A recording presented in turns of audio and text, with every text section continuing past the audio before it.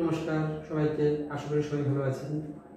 আজকে আমি একটা বিশেষ টপিক পড়াবো, যেটা আপনাদের বিএড এবং ডিএলএড করার সময় খুব কাজে লাগে। সেটা হলো একটা টিচার হওয়ার জন্যে একটা চার্ট, একটা খুব গুরুত্বপূর্ণ একটা বিষয়। যে চার্টটা কীভাবে বানাতে হয় সেটাই আজকে আপনাদের দেখাবো। কোথায় ব্যবহার করতে হয়, কী কালার ইউজ করতে হয়, কীভাবে ধরতে হয়, কতটুকু গ্যাপ দিতে হয়, এগুলো আজকে সব পড়াবো। তো চার্ট আজকে কিসে করতে হয়? ফার্স্টে আমরা কার্টিজ পেপার ইউজ করতে পারি, ঠিক আছে?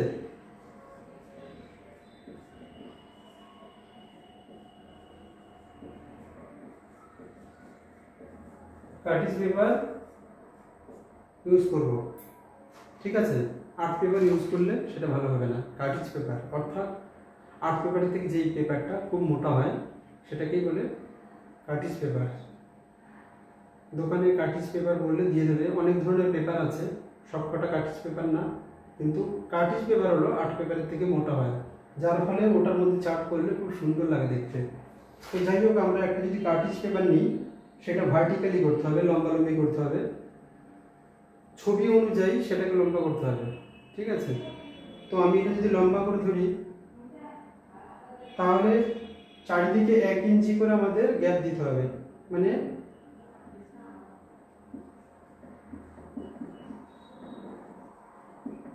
এই স্পেসটাকে 1 ইঞ্চি করে চারিদিকে একটা বর্ডার দিতে হবে।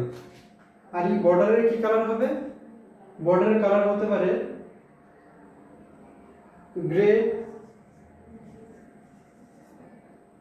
গ্রে, ব্রাউন, এগুলো কালার হতে পারে। এই বর্ডারটা সবথেকে বেটার হয় গ্রে কালার করলে।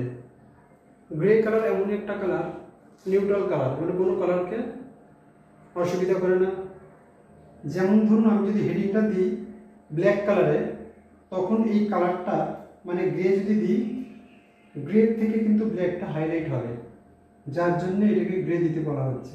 দেখা গেলো এটা যদি আমি ব্ল্যাক দিই, আমি এখানে আমি রেড দিলাম, রেডের থেকে ব্ল্যাকটার দিকে চোখ চলে যাবে আগে, অর্থাৎ এই বর্ডারের দিকে আগে চোখ চলে যাবে, মানে ফোকাস হবে, ঠিক আছে?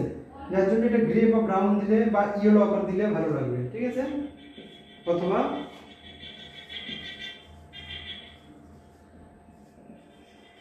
ইয়েলো আকার দিলেও ভালো লাগবে, ঠিক আছে?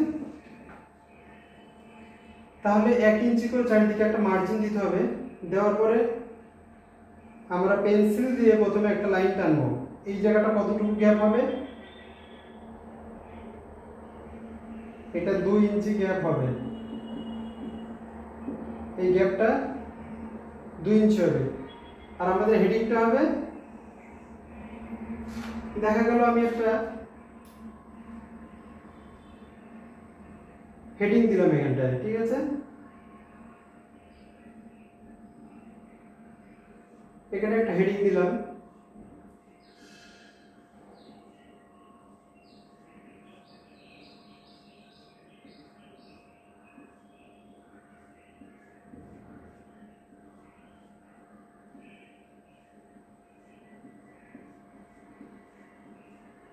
ইন্ডিয়া বলে এই লেখাটা খুব বোল্ড হবে,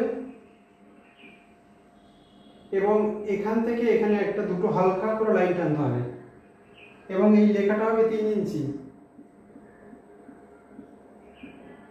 2.5 ইঞ্চি অথবা 3 ইঞ্চি এই লেখাটার হাইটটা হবে।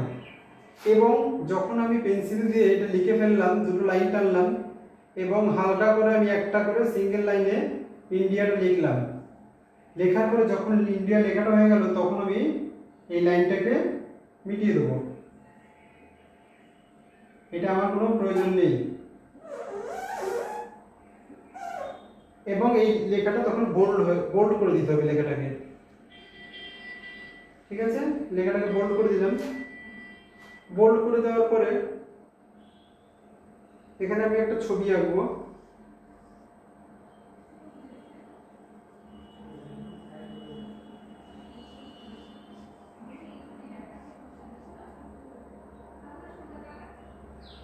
ঠিক আছে?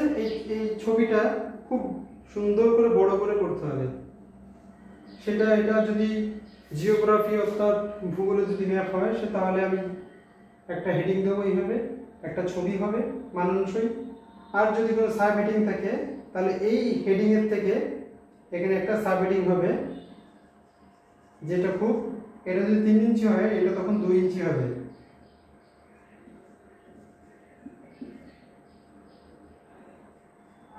ঠিক আছে, এটা হলো চার্ট কিভাবে করতে হয় সেটা আজকে আপনি বা আপনারা শিখে গেলেন।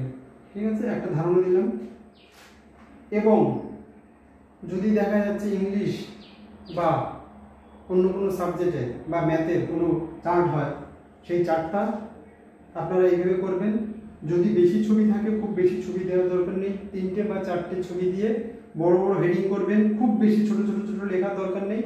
সিম্পল একটা দুটো সেন্টেন্স বা ওয়ার্ডে লিখতে হবে, একটা দুটো ওয়ার্ডে লিখলে সবচেয়ে বেটার হবে, বা 3টে ওয়ার্ডে লিখলেন বেটার হবে। 4টে 5টা করে সেন্টেন্স লেখার দরকার নেই। ঠিক আছে, এইভাবে করতে হয় একটা চার্ট। আর অন্যদিন শেখাবো মডেল কীভাবে করতে হয়। ঠিক আছে, আপনাদের যদি ভিডিওটা কোনো কাজে লাগে বা ভালো লাগে, যদি কোনো উপকার পান অবশ্যই কমেন্ট করে জানাবেন, আর ভালো লাগলে চ্যানেলটা সাবস্ক্রাইব করবেন। Thank you.